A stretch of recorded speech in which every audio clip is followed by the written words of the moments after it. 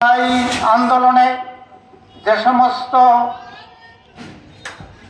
দেলোয়ার হোসেন সাঈদী সাহেবকে বিনা অপরাধে 13টি বছর কারাদণ্ডে সৃষ্টি করা হয়েছে, দৃশ্যমান বিচার আমরা দাবি করছি।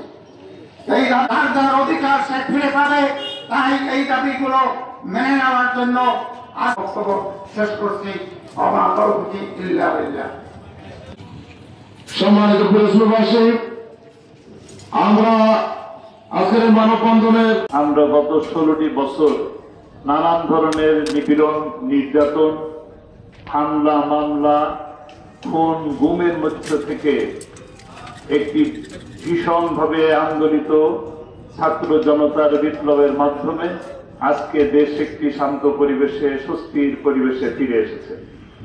আমরা এই শান্ত, শিষ্ট এবং এই স্বস্তির পরিবেশকে শান্তিময় একটি দেশে, যে দেশ আজ থেকে 54 বছর আগে বাংলাদেশের মাটি ও মানুষের জনগণ যারা কিনা এই দেশকে স্বাধীন করেছিল সোনার বাংলা গড়ার লক্ষ্যে, সেই স্বাধীনতা আজ অবধি আমরা ভোগ করতে পারিনি। বরঞ্চ এই গত 54 বছরে বারবার দেশে শাসক সমাজ যারাই এসেছেন ক্ষমতায়, তারা আমাদেরকে শোষিত করেছে, নির্যাতিত করেছে, নিপীড়ন করেছে এবং শেষমেশ সোনার বাংলার যে স্বপ্ন দেখে সোনার বাংলার জন্য যে লক্ষ লক্ষ মানুষ জীবন দিয়েছে, স্বস্তির মধ্যে আছি বলি আলহামদুলিল্লাহ।